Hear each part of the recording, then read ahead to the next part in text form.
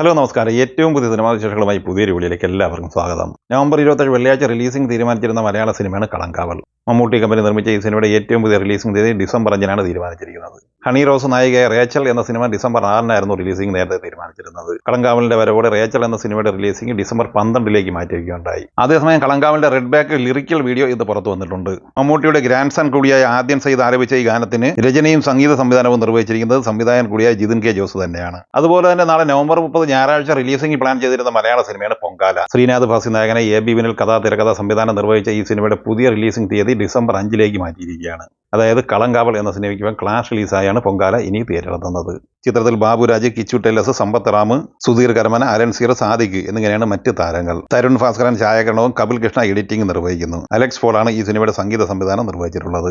December 5-ന് തിയേറ്ററിലെത്തുന്ന മറ്റൊരു മലയാള സിനിമയാണ് Khajuraho dreams. Arjun Ashokan നായകനാകുന്ന ഈ സിനിമയുടെ 47 സെക്കൻഡ് ദൈർഘ്യമുള്ള ടീസർ ഇപ്പോൾ പുറത്തു വന്നിരിക്കുകയാണ്. മനോജ് വാസുദേവ് സംവിധാനം ചെയ്യുന്ന ഈ സിനിമയിൽ ഷറഫുദ്ദീൻ, ശ്രീനാഥ് ഭാസി, നൈന സർവർ, അമേയ മാത്യു, ധ്രുവൻ, അതിഥി രവി എന്നിങ്ങനെയാണ് പ്രധാന താരങ്ങൾ. ധനുഷ് നായകനാക്കുന്ന ഏറ്റവും പുതിയ ബോളിവുഡ് സിനിമയാണ് തേരെ ഇഷ്ക് മേം. ഇന്നലെ നവംബർ 28 വെള്ളിയാഴ്ച തിയേറ്ററെത്തിയ ഈ സിനിമ വമ്പൻ ട്രെൻഡിംഗ് ആണ് നിലവിൽ നേടിയെടുത്തിരിക്കുന്നത്. ആനന്ദ് എൽ രാജ് സംവിധാനം ചെയ്യുന്ന ഈ സിനിമയിൽ കൃതി സനോൻ, പ്രകാശ് രാജ് എന്നിങ്ങനെയാണ് മറ്റ് താരങ്ങൾ. ഈ സിനിമ ആദ്യ ദിവസമായ ഇന്നലെ വെള്ളിയാഴ്ച കേരളത്തിൽ 2,05,000 രൂപയാണ് കളക്ട് ചെയ്തിട്ടുള്ളത്. ഹിന്ദി നെറ്റ് കളക്ഷനായി മാത്രം 15 കോടിക്ക് മുകളിൽ ആദ്യ ദിവസം നേടിയെടുത്തു കഴിഞ്ഞ ഈ സിനിമ ഇന്ത്യൻ ഗ്രോസ് കളക്ഷനായി ആദ്യ ദിവസം ഇന്നലെ വെള്ളിയാഴ്ച 19 കോടി രൂപയാണ് കളക്ട് ചെയ്തിട്ടുള്ളത്. വിദേശ കളക്ഷനായി 3 കോടി ഉൾപ്പെടെ ആദ്യ ദിവസം 22 കോടി രൂപയാണ് ഈ സിനിമ വേൾഡ് വൈഡ് ഗ്രോസ് കളക്ഷനായി സ്വന്തമാക്കിയിരിക്കുന്നത്. രണ്ടാം ദിവസമായി ഇന്ന് ശനിയാഴ്ചയും മണിക്കൂറിൽ 20,000-ഓളം ടിക്കറ്റുകൾ ഈ സിനിമയ്ക്ക് വേണ്ടി ബുക്ക് മൈ ഷോയിലൂടെ വിറ്റഴിക്കപ്പെടുന്നുണ്ട്. ഇന്ന് ഈ സിനിമയുടെ വേൾഡ് വൈഡ് കളക്ഷൻ ഏകദേശം 25-30 കോടി റേഞ്ചിലാണ് പ്രതീക്ഷിക്കുന്നത്. അങ്ങനെ ആദ്യ 2 ദിവസം കൊണ്ട് തന്നെ ഈ സിനിമ 50 കോടിയിലേക്ക് എത്തിച്ചേരാനുള്ള സാധ്യതയാണ് ഇപ്പോൾ കാണുന്നത്.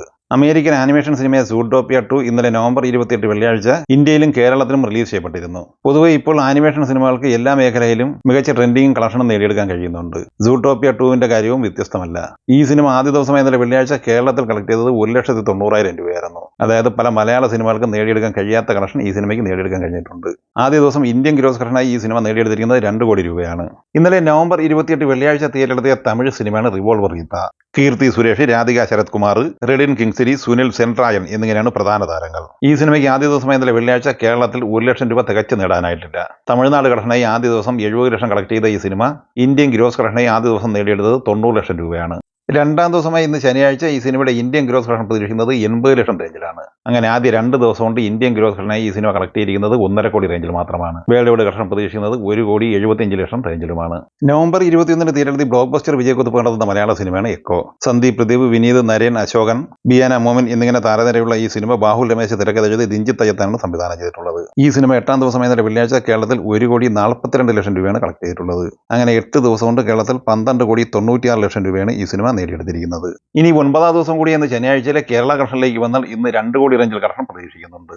അങ്ങനെ ആദ്യ 9 ദിവസം കൊണ്ട് കേരളത്തിൽ 15 കോടിയോളം രൂപയാണ് ഈ സിനിമ കളക്ട് ചെയ്തിരിക്കുന്നത്. സിനിമയുടെ 9 ദിവസത്തെ വേൾഡ് വൈഡ് കളക്ഷൻ പ്രതീക്ഷിക്കുന്നത് 25-26 കോടി റേഞ്ചിലുമാണ്.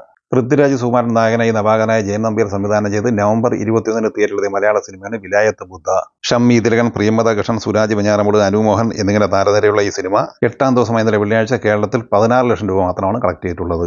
8 ദിവസത്തെ ഈ സിനിമയുടെ കേരള കളക്ഷൻ 4,73 ലക്ഷം രൂപയാണ്. 9-ാം ദിവസമായ ഇന്ന് ശനിയാഴ്ചയും ഈ സിനിമയുടെ കേരള കളക്ഷൻ പ്രതീക്ഷിക്കുന്നത് 15-20 ലക്ഷം റേഞ്ചിൽ തന്നെയാണ്. അങ്ങനെ 4,90 ലക്ഷം റേഞ്ചിലാണ് ഈ സിനിമയുടെ 9 ദിവസത്തെ കേരള കളക്ഷൻ എത്തി നൽകുന്നത്. വേൾഡ് വൈഡ് കളക്ഷൻ പ്രതീക്ഷിക്കുന്നത് 8,50 ലക്ഷം റേഞ്ചിലുമാണ്. ഈ സിനിമകളെക്കുറിച്ചും വീഡിയോ സംബന്ധമായി നിങ്ങളുടെ അഭിപ്രായങ്ങൾ കമൻറ്റായി പറയുക. വീഡിയോ ഇഷ്ടമായി ലൈക്ക് ചെയ്യുക. നമ്മുടെ ചാനൽ സബ്സ്ക്രൈബ് ചെയ്യുന്ന കാര്യം കൂടി പരിഗണിക്കുക. വീഡിയോയുടെ നോട്ടിഫിക്കേഷൻ ലഭിക്കാൻ ബെല്ലൈക്കൺ കൂടി ഇനേബിൾ ചെയ്യുക. പുതിയ മറ്റൊരു വീഡിയോയുമായി വീണ്ടും കാണാം. എല്ലാവർക്കും ഒരിക്കൽ കൂടി നന്ദി, നമസ്കാരം.